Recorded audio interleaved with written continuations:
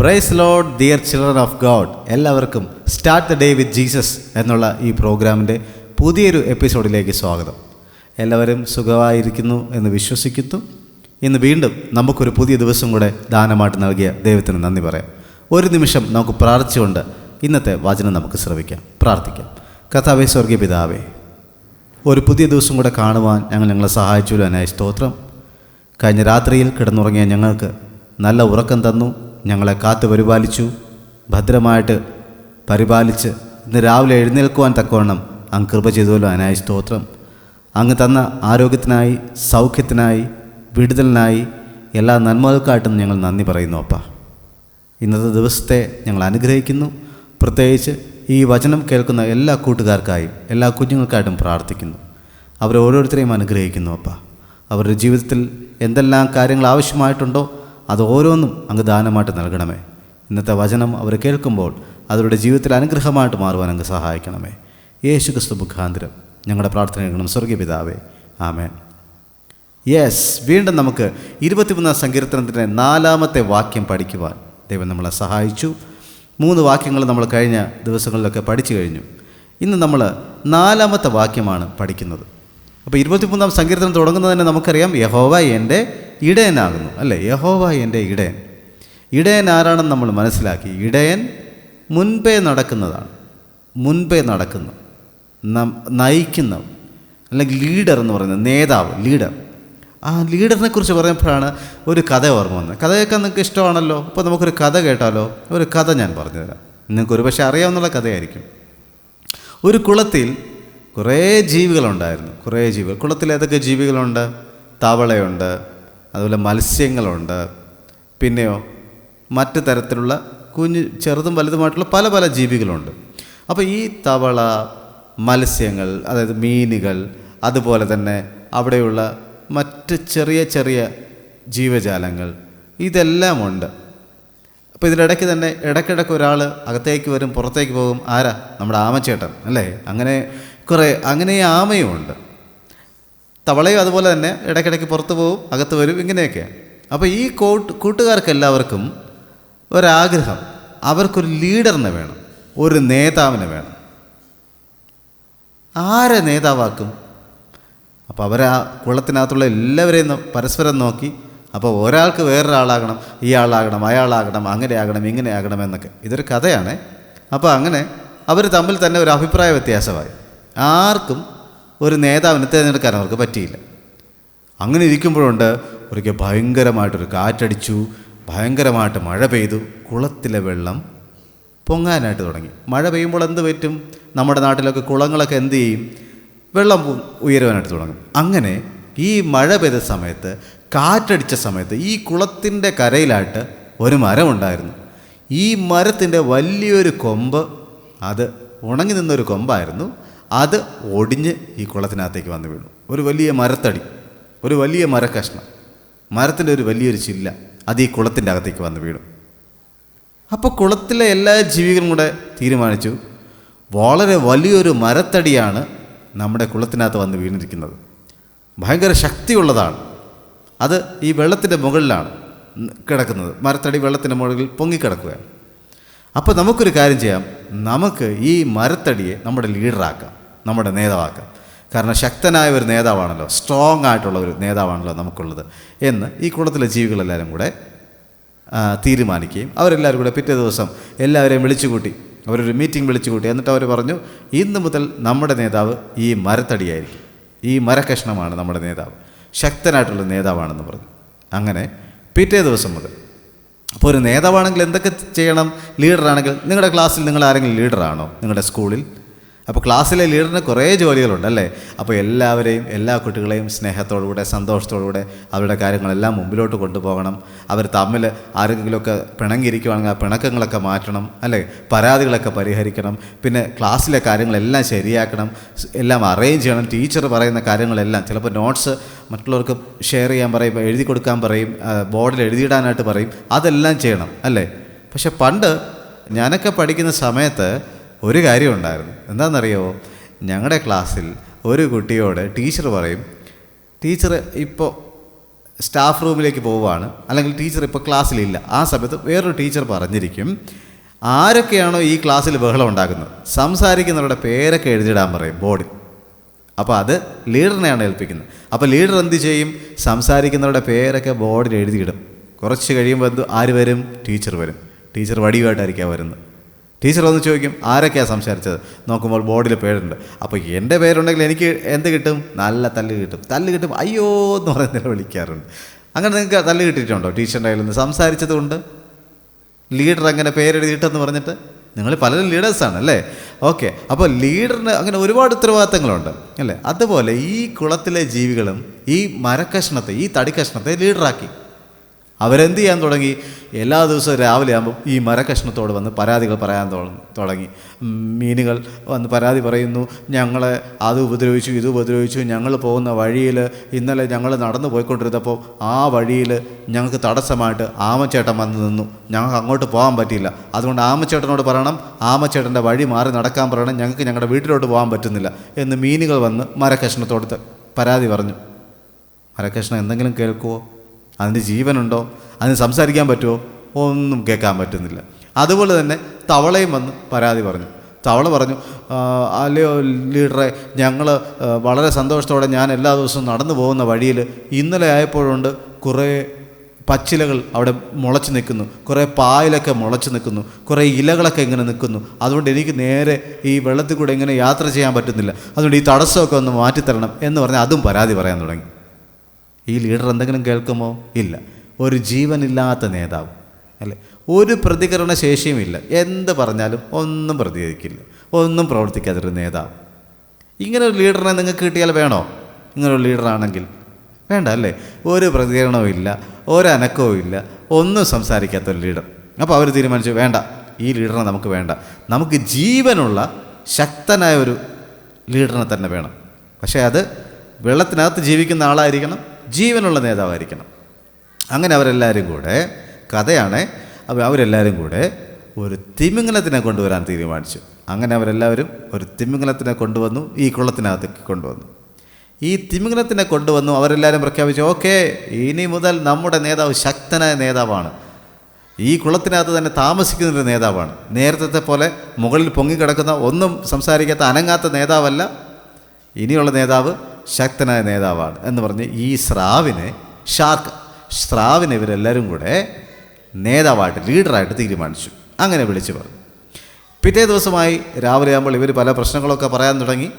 അപ്പോൾ സ്രാവ്, ഒരു പ്രത്യേകതയുണ്ട്, സ്രാവ് എന്ത് ചെയ്യാൻ തുടങ്ങി? ഓരോ ദിവസം കഴിയുന്തോറും ആ ജലാശയത്തിലുള്ള ചെറിയ ചെറിയ മീനുകളെയും വലിയ വലിയ മീനുകളെയും എല്ലാം പിടിച്ച് കഴിക്കാൻ തുടങ്ങി. കഴിച്ച് ഒരു 2 ആഴ്ചയായപ്പോൾ ആ കുളത്തിനകത്തുള്ള എല്ലാ മീനുകളെയും ആ സ്രാവ് കഴിച്ച് തീർത്തു. എല്ലാത്തിനെയും തിന്ന് നശിപ്പിച്ചു. സകലത്തിനെയും നശിപ്പിക്കുന്ന സ്വഭാവമുള്ളൊരു ലീഡർ. ഇങ്ങനൊരു ലീഡറിനെ നിങ്ങൾക്ക് വേണോ? വേണ്ട അല്ലേ? നമ്മുടെ സന്തോഷത്തെ നശിപ്പിക്കുന്ന, നമ്മുടെ സമാധാനത്തെ നശിപ്പിക്കുന്ന, നമ്മുടെ കൂട്ടുകെട്ടുകളെയൊക്കെ നശിപ്പിക്കുന്ന ഒരു ലീഡറിനെ നമുക്ക് വേണോ? വേണ്ട അല്ലേ? അപ്പോൾ ഇങ്ങനെയുള്ള ലീഡർ ആവരുത് നമ്മളൊരിക്കലും. അപ്പോൾ നമ്മുടെ ദൈവം യഹോവ എൻ്റെ ഇടയനാകുന്നു പറയുമ്പോൾ ആ യഹോവ നമുക്ക് എന്തൊക്കെ ചെയ്തു തരും? ദൈവം നമുക്ക് ആവശ്യമുള്ള എല്ലാം തരും, നമ്മുടെ പ്രശ്നങ്ങളെല്ലാം പരിഹരിക്കും. നമുക്ക് എന്താണോ ആവശ്യം, നമുക്ക് സന്തോഷവും, നമുക്ക് സമാധാനവും, നമുക്ക് സൗഖ്യവും, നമുക്ക് ബുദ്ധിയും, നമ്മുടെ ഓർമ്മശക്തിയും എല്ലാം തരുന്നൊരു ഇടയനാണ് നമ്മുടെ ദൈവം അല്ലേ? ആ ദൈവത്തിൻ്റെ കുറേ പ്രത്യേകതകളാണ് ഈ സങ്കീർത്തനത്തിൽ 23-ാം സങ്കീർത്തനത്തിൽ പറഞ്ഞിരിക്കുന്നത് അല്ലേ? അപ്പോൾ ഇന്ന് നമുക്ക് അടുത്ത വാക്യം നമുക്ക് പഠിക്കാനായിട്ട് ശ്രമിക്കാം. 4-ാമത്തെ വാക്യം. കഴിഞ്ഞ 3 വാക്യങ്ങളും നമ്മൾ പഠിച്ചു. നിങ്ങളത് പാട്ടായിട്ട് എല്ലാവരും പഠിച്ചു എന്ന് വിശ്വസിക്കുന്നു. ആരെങ്കിലും അത് പഠിച്ചിട്ടില്ല എങ്കിൽ കഴിഞ്ഞ എപ്പിസോഡുകളൊക്കെ എല്ലാവരും ഒന്ന് കാണുക. അപ്പോൾ നിങ്ങൾക്കത് പഠിക്കാനായിട്ട് കഴിയും. ഇന്ന് നമ്മൾ 4-ാമത്തെ വാക്യമാണ് നമ്മൾ പഠിക്കാൻ പോകുന്നത്. കൂരിരുൾ താഴ്വരയിൽ കൂടി നടന്നാലും ഞാൻ ഒരു അനർത്ഥവും ഭയപ്പെടുകയില്ല. നീ എന്നോട് കൂടെ ഇരിക്കുന്നുവല്ലോ, നിൻ്റെ വടിയും കോലും എന്നെ ആശ്വസിപ്പിക്കുന്നു. അപ്പോൾ ഞാൻ നിങ്ങളോട് സ്നേഹത്തോടെ ഒരു കാര്യം പറയാം കൂട്ടുകാരെ. നമ്മൾ ദൈവത്തെ നീയെന്നും അവനെന്നും വിളിക്കുന്നതെന്നും മാറ്റിയിട്ട് നീ എന്നുള്ള ഭാഗത്ത് അങ്ങെന്ന് നമുക്ക് ചേർക്കാം അല്ലേ? അങ്ങ്. അവൻ എന്നുള്ള ഭാഗത്ത് നമുക്ക് അവർ എന്ന് പറയാം അല്ലേ? അവർ എന്ന് വേണമെങ്കിൽ നമുക്ക് പറയാം. ശരിയല്ലേ? അപ്പോൾ അങ്ങനെ ചെയ്യണമെന്ന് നിർബന്ധമല്ല, അങ്ങനെ ചെയ്യുന്നത് നല്ലതാണ്. നമ്മൾ ദൈവത്തെ ബഹുമാനിക്കുന്നതിന് തുല്യമായിട്ട് അങ്ങനെ പറയുന്നത്. ശരിയല്ലേ? അപ്പോൾ നമുക്ക് നോക്കാം. കൂരിരുൾ താഴ്വരയിൽ കൂടി നടന്നാലും ഞാൻ ഒരനർത്ഥവും ഭയപ്പെടുകയില്ല. അങ്ങ് എന്നോടുകൂടെ ഇരിക്കുന്നുവല്ലോ, അങ്ങേ വടിയും കോലും എന്നെ ആശ്വസിപ്പിക്കുന്നു. എല്ലാവരും ഒന്ന് പറഞ്ഞേ, കൂരിരുൾ താഴ്വരയിൽ കൂടി നടന്നാലും ഞാൻ ഒരു അനർത്ഥവും ഭയപ്പെടുകയില്ല. ഒരു പ്രാവശ്യം കൂടെ, കൂരിരുൾ താഴ്വരയിൽ കൂടി നടന്നാലും ഞാൻ ഒരു അനർത്ഥവും ഭയപ്പെടുകയില്ല. അങ്ങ് എന്നോട് കൂടെ ഇരിക്കുന്നുവല്ലോ, അങ്ങേ വടിയും കോലും എന്നെ ആശ്വസിപ്പിക്കുന്നു. ഒരുമിച്ചൊന്ന് പറയാമോ? കൂരിരുൾ താഴ്വരയിൽ കൂടി നടന്നാലും ഞാൻ ഒരു അനർത്ഥവും ഭയപ്പെടുകയില്ല. അങ്ങ് എന്നോട് കൂടെ ഇരിക്കുന്നുവല്ലോ, അങ്ങേ വടിയും കോലും എന്നെ ആശ്വസിപ്പിക്കുന്നു. ഓക്കെ അല്ലേ? ഇനി നമുക്കിത് പാട്ടിൻ്റെ രീതിയിലൊന്ന് പഠിച്ചാലോ? കൂരിരുൾ താഴ്വരയിൽ കൂടി നടന്നാലും ഞാൻ അനർത്ഥവും ഭയപ്പെടുകയില്ല.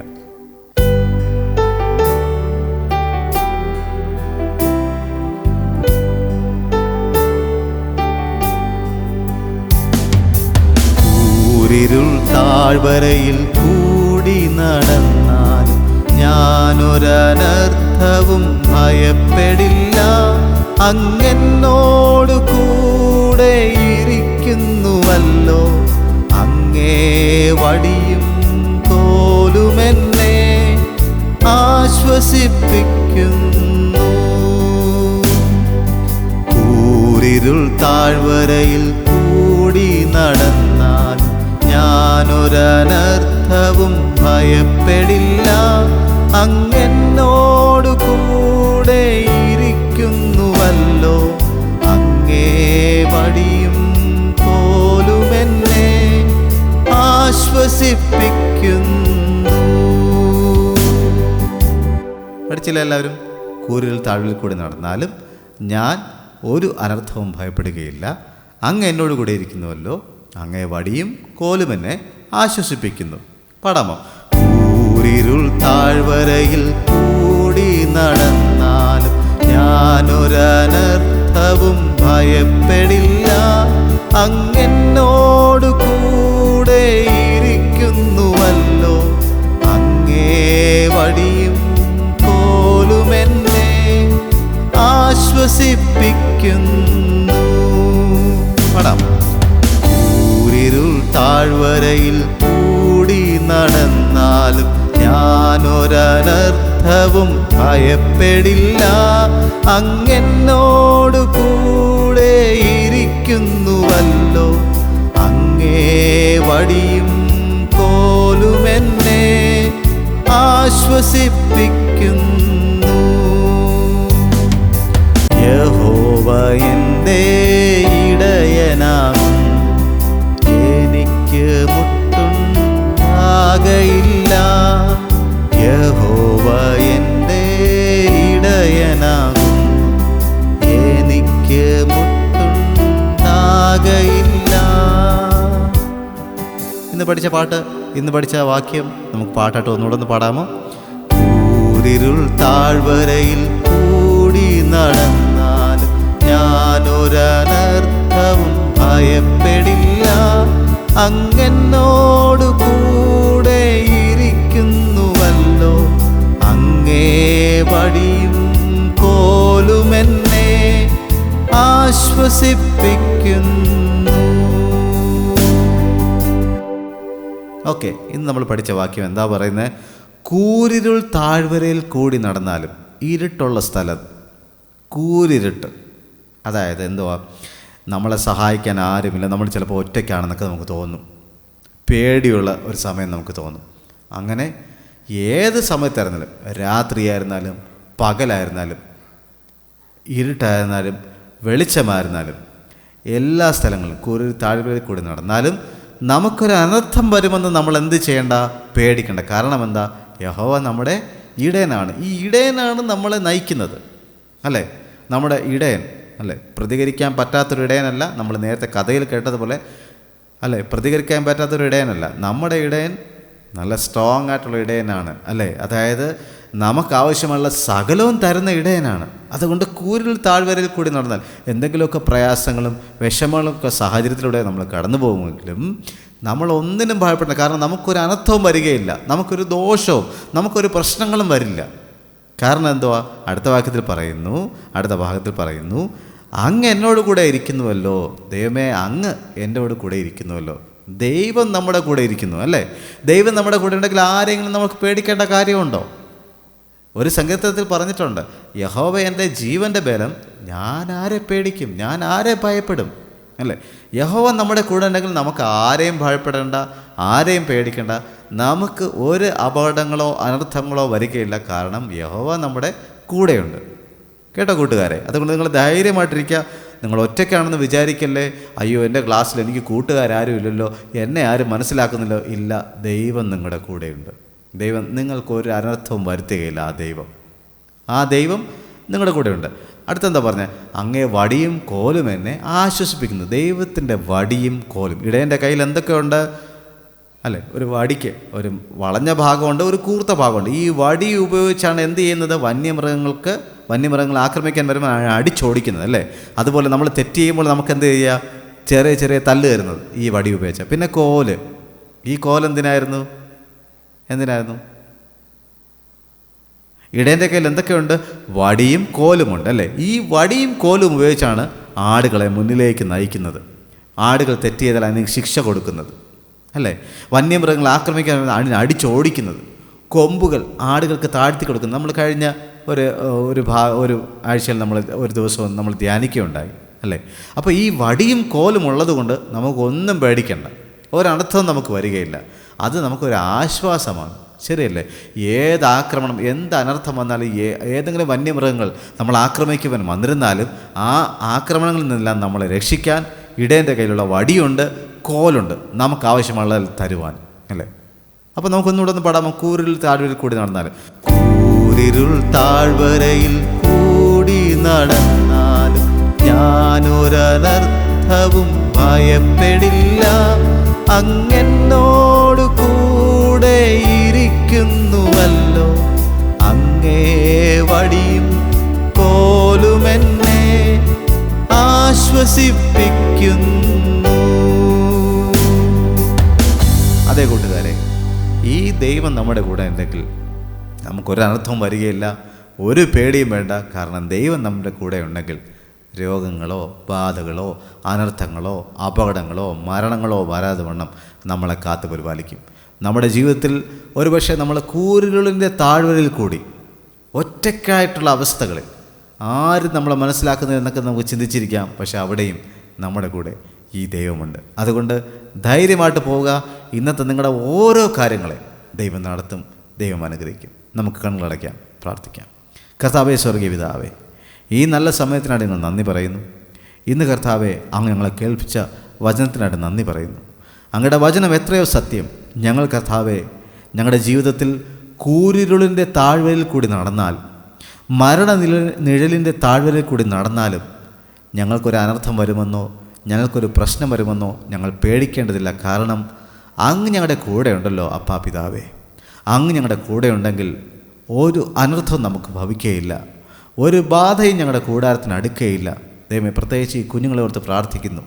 അങ്ങയുടെ വടിയും കോലും അവരെ ആശ്വസിപ്പിക്കാനായിട്ട് ഉള്ളതിനായിട്ട് നന്ദി പറയുന്നു.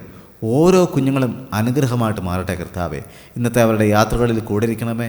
അവർ സ്കൂളിലേക്ക് പോകുമ്പോൾ കർത്താവേ, ദുഷ്ടൻ്റെ ഒരു പദ്ധതികളും ദുഷ്ടൻ്റെ ഒരു കണ്ണുകളും അവരെ തൊടാതെ വണ്ണം യേശു ക്രിസ്തുവിൻ്റെ ചിറകിൻ്റെ കീഴിൽ, കർത്താവിൻ്റെ രക്തത്തിൻ്റെ കീഴിൽ അവരെ കൊണ്ടുവരുന്നു. അപ്പ ഓരോരുത്തരും അനുഗ്രഹമായിട്ട് അവരുടെ ക്ലാസ്സിലെ കാര്യങ്ങളെല്ലാം ഭംഗിയായിട്ട് ചെയ്യുവാൻ, നന്നായിട്ട് പഠിക്കുവാൻ ഓർമ്മശക്തിയും ബുദ്ധിശക്തിയും ആരോഗ്യവും അങ്ങ് നൽകണമെന്ന് പ്രാർത്ഥിക്കുന്നു. അവരുടെ മാതാപിതാക്കൾക്ക് വേണ്ടി പ്രാർത്ഥിക്കുന്നു, സഹോദരങ്ങൾക്ക് വേണ്ടി പ്രാർത്ഥിക്കുന്നു, അവരുടെ വീടുകൾക്ക് വേണ്ടി പ്രാർത്ഥിക്കുന്നു. എല്ലാവരെയും അനുഗ്രഹിക്കുന്നു. ഇന്നത്തെ ദിവസം കർത്താവ് ഞങ്ങൾക്ക് എല്ലാവർക്കും അനുഗ്രഹത്തിൻ്റെ ഒരു ദിവസമാക്കണമേ. ഞങ്ങളുടെ എല്ലാ കാര്യങ്ങളും എല്ലാ യാത്രകളിലും കൂടെ ഇരിക്കണമേ. അപകടങ്ങളോ അനർത്ഥങ്ങളോ ആപത്തുകളോ വരാതെ വണ്ണം അങ്ങ് കാത്തു പരിപാലിക്കണമേ. വൈകുന്നേരം തിരികെ കടന്നു വന്ന് ദൈവസന്നിധിയിൽ ഇരുന്നുകൊണ്ട് ദൈവത്തിന് നന്ദി പറയുവാൻ ഞങ്ങളെ സഹായിക്കണമേ. ഇന്ന് മുഴുവനും കർത്താവെ, അങ്ങയുടെ സാന്നിധ്യത്തിൽ ഞങ്ങളെ നടത്തണമേ. യേശു ക്രിസ്തു മുഖാന്തിരം ഞങ്ങളുടെ പ്രാർത്ഥന കേൾക്കണം സ്വർഗീയ പിതാവേ. ആമേൻ. ഓക്കെ, അപ്പോൾ എല്ലാവർക്കും അനുഗ്രഹിക്കപ്പെട്ടൊരു ദിവസം ആശംസിക്കുന്നു. Have A blessed day. God bless you. വീണ്ടും കാണാം. ബൈ.